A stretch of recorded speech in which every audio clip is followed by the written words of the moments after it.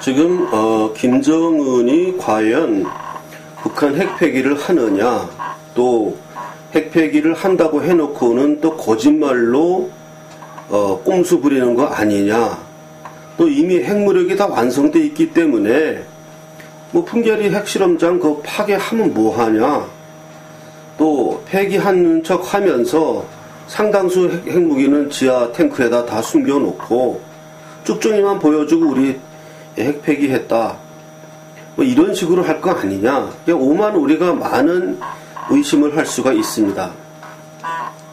그런데 오늘은 그러면 그러면 그렇다고 한번 따라가 봅시다. 이 결과가 어떤 것인가. 제가 늘 김정은은 제2의 가다피의 길을 갈 수밖에 없다, 지금 그 길이 자꾸 열리고 있다, 이렇게 제가 말씀을 드렸고, 김정은이 정말로 좀 똑똑한 사람이라면 죽으면 죽었지, 미국과의 뭐 어쨌든 항쟁을 결심하고 전쟁을 하면 했지, 이렇게 타협하면 안 된다. 그 김정은의 입장에서는 그래야만 도박에 가까스로 이기면 자기가 살 수 있다, 이런 이야기를 했었습니다. 제가 너무 이제 독단적인 얘기를 했는지 모르지만, 그럼 왜 그러냐 하면, 지금 김정은이 핵을 숨기느냐, 뭐 가짜로 핵폐기 한다고 하느냐, 이런 건 중요하지 않습니다. 일단 명분을, 트럼프를 만나가지고 핵폐기 하겠습니다 이렇게 해버리면은 일단은 칼자루를 넘겨주는 꼴이 되거든요. 일단은 그럼 나중에라도 얼마든지 왜 안 했냐, 이런 질책을 받을 수가 있어서 일단은 김정은이 트럼프에게 말려드는 모양새가 나오는 것입니다. 그럼 지금 이렇게까지 다 판을 다 벌려놓고 김정은이 이제 북핵 폐기를 한다는 조건에 대해서 이제 당근을 얼마큼 주느냐, 이런 쪽으로 지금 이제 시선이 집중되고 있습니다. 그럼 만약에 그렇게 김정은이가 그 당근을 받아서 북한에다가 뭐 수십조 돈을 갖다 퍼부어서 이제 국가를 발전시킨다고 합시다.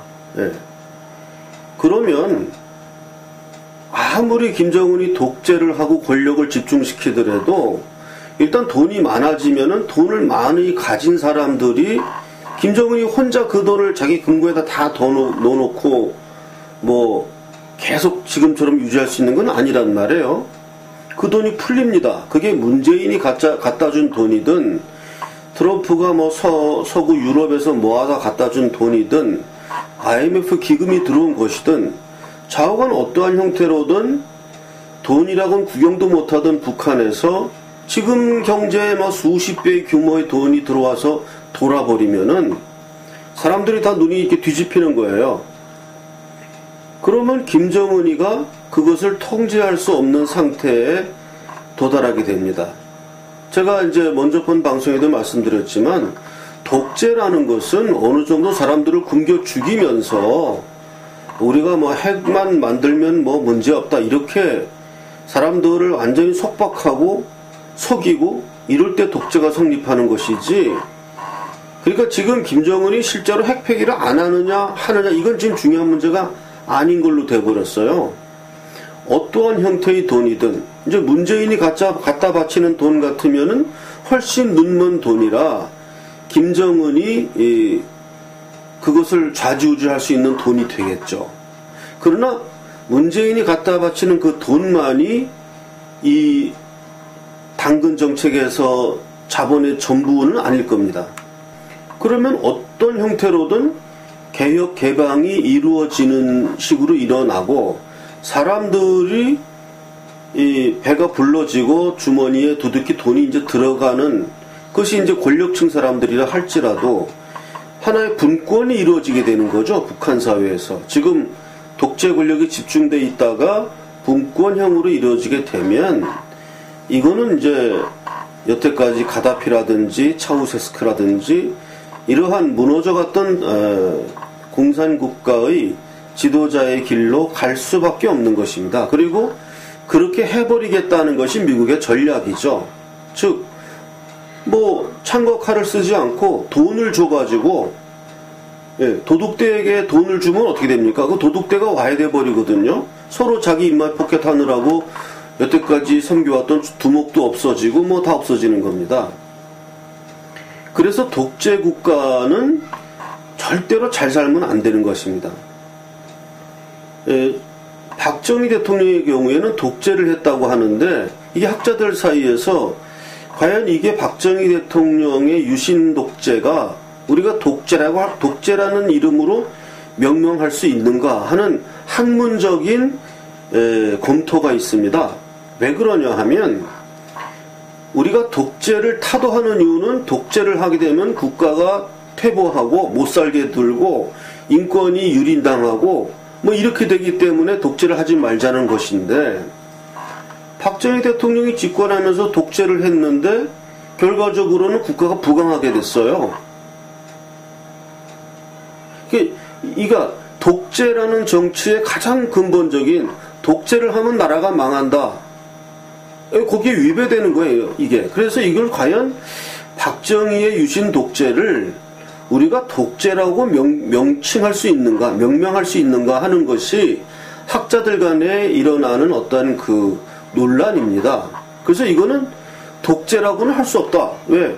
국가를 부강하게 만들고 이렇게 산업화시키고 이런 독재자는 없었거든요. 세계사적으로.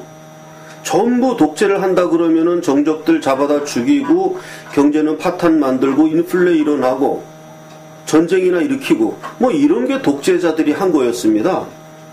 근데 박정희 대통령은 그렇지 않았어요. 국가를 부강하게 만들고 전쟁을 막고, 예, 그 무장 평화를 통해 가지고, 예, 북한에 대응하는 향토예비군, 학도호국단 이런 식으로 하면서 전쟁을 막았어요. 그러니까 이런 사람을 이게 독재 정치라고 할 수 있느냐? 이게 학문적인 접근입니다. 즉, 모든 독재 정권은 국가를 부강하게 만드는 것과는 반대로 가는 게 독재 정권입니다. 그러니까 북한 정권이 그런 독재 정권이거든요. 그러니까 국가를 피폐하게 만들고 그러면서 자기 독재 전력은 점점 더 강해지고.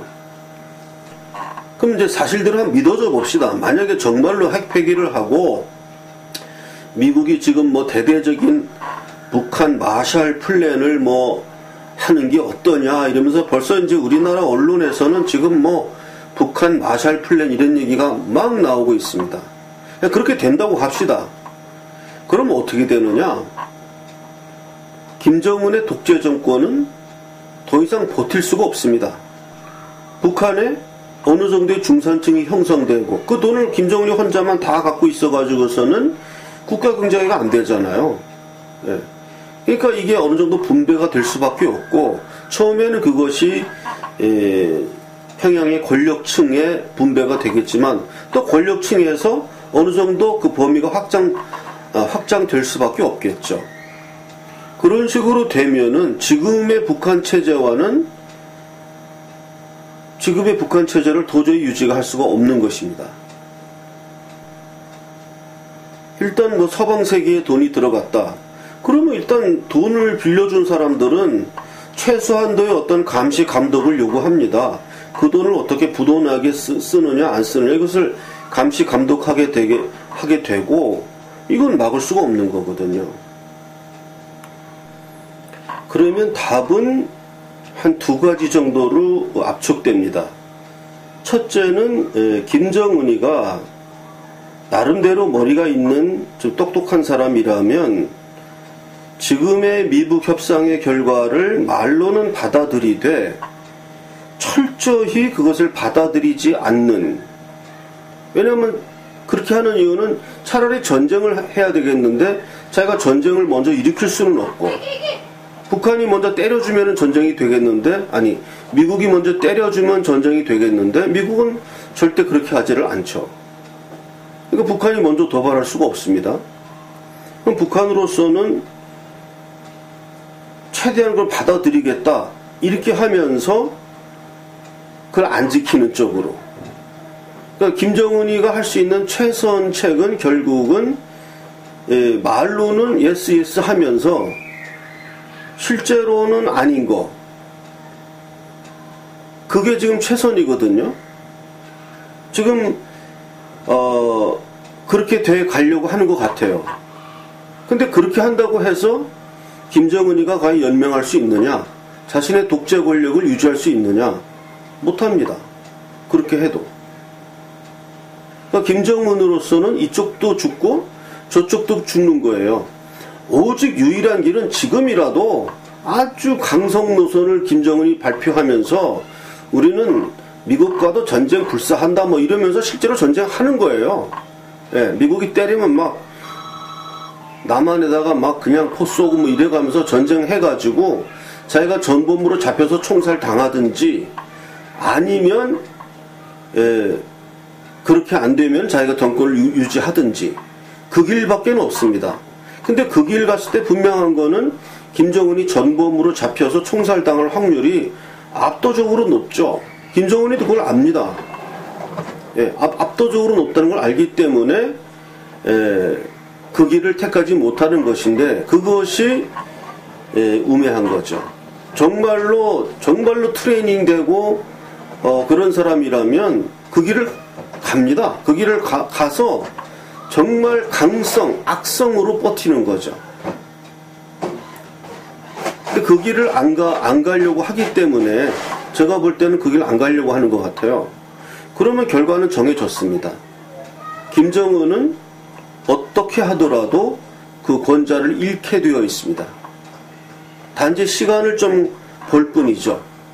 반드시 가다피의 길을 가게 되어 있는데 단지 꼼수를 피우면서 시간을 좀 벌 수 있고 이제 그 길로 가자는 거죠. 트럼프도 그렇고 세계 모든 사람들이 그 길로 가자. 그러면 다 행복하다.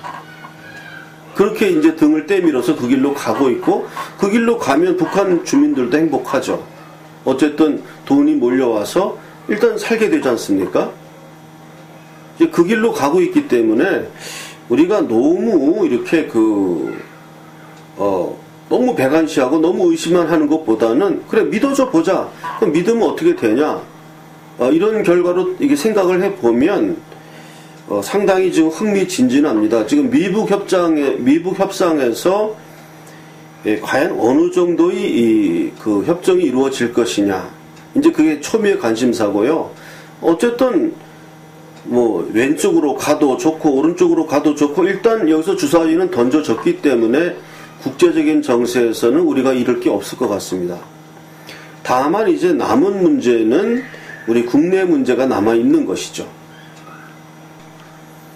그리고 장기적으로는 결국은 그렇게 해서 북한의 김정은의 어떤 그런 그 압도적인 정권이 힘을 잃는다면 뭐 다소 우리가 지금 우리 우익 진영이 지금 밀리고는 있지만 결과적으로는 뒤에 수계가 이렇게 침몰하는 과정이기 때문에 근본적으로 우리 우익 진영의 앞길은 밝다. 저는 조심스럽게 그렇게 생각을 합니다.